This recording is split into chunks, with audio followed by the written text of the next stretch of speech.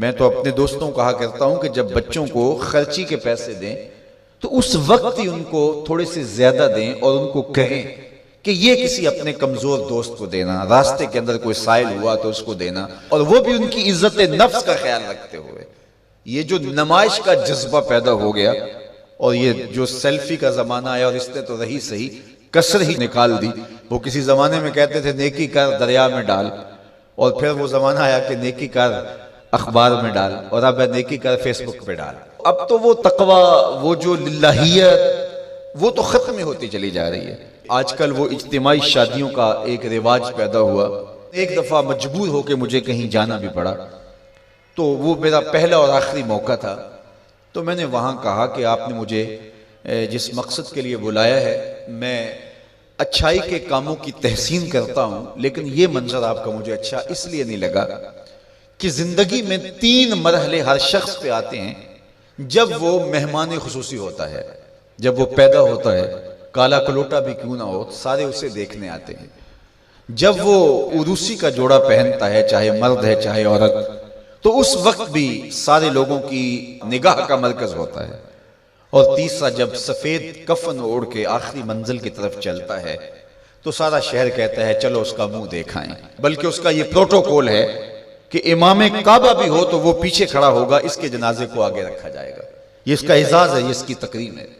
وقت کا غوث بھی ہو تو وہ بھی پیچھے کھڑا ہوگا، اس کا جنازہ آگے رکھا جائے گا، یہ اس کا اعزاز ہے۔ تو میں نے کہا یہ 3 موقع ہوتے ہیں کسی کمزور سے کمزور، غریب سے غریب، عاجز سے عاجز شخص کے لیے بھی عزت کے، اور آج آپ نے ان سے یہ موقع بھی چھین لیا کہ اسٹیج کے اوپر مخیر حضرات بیٹھے ہیں، اور ایک قطار میں بیٹیاں بیٹھی اور ایک قطار میں جو ہے وہ دلہے بیٹھے ہیں، اور ان سب کے رشتہ دار سامنے باراتی 20-20 40-40 لوگ آئے ہوئے ہیں۔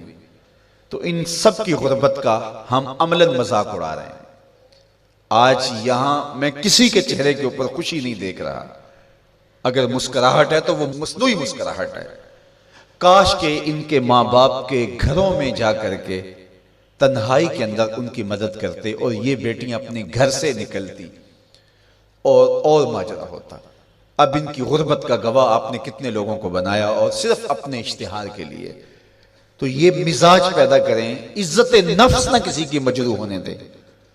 سب سے قیمتی شے انسان کی عزت ہوتی ہے۔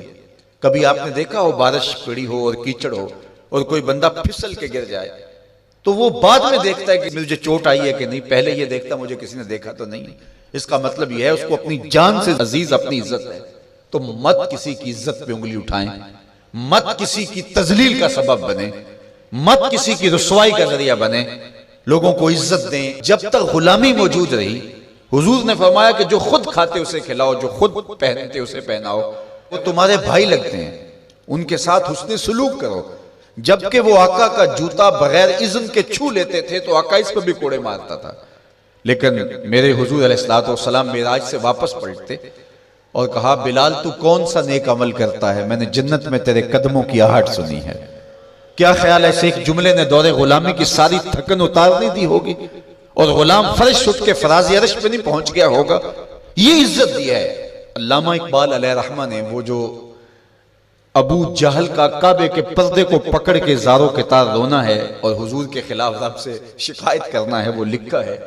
تو اس میں جو شکایتیں لگاتا ہے ابو جہل کعبے کے غلاف کو پکڑ کے، تو اس میں ایک شکایت یہ لگاتا ہے کہ از محمد سینہ ما زار زار، ہمارا سینہ بڑا دکھی ہو گیا ہے، اس شخص نے تو ہمارے نظم کو خراب کر دیا ہے۔ با غلام خیش بر یکخان نشست، یہ جو دین لے کر آیا ہے اس دین کے اندر یہ سبق ہے کہ غلام اور آقا ایک دسترخوان پہ بیٹھیں گے، اور اگر غلام اور آقا ایک دسترخوان پہ بیٹھ جاتے ہیں تو پھر کہاں گیا ہمارا قریش کا سردار ہونا؟ تو یہ تو ہمارا سب سسٹم تلپٹ ہو جائے گا۔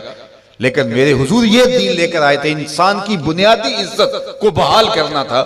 اور حجۃ الوداع کے موقع پر حضور نے پاؤں تلے جس طرح کسی چیز کو روندا جاتا ہے اس طرح کچلتے ہوئے فرمایا آج کے بعد میں تفاخر ختم کرتا ہوں، کسی عربی کو اجمی پر، کسی اجمی کو عربی پر کوئی فخر نہیں ہوگا، کوئی فضیلت نہیں ہوگی، نہ کالے کو گورے پر اور نہ گورے کو کالے پر۔ فضیلت کا معیار کیا ہے؟ ان اکرمکم عند اللہ اتقاکم، جو متقی ہوگا اللہ کے نزدیک وہی عزت والا ہوگا۔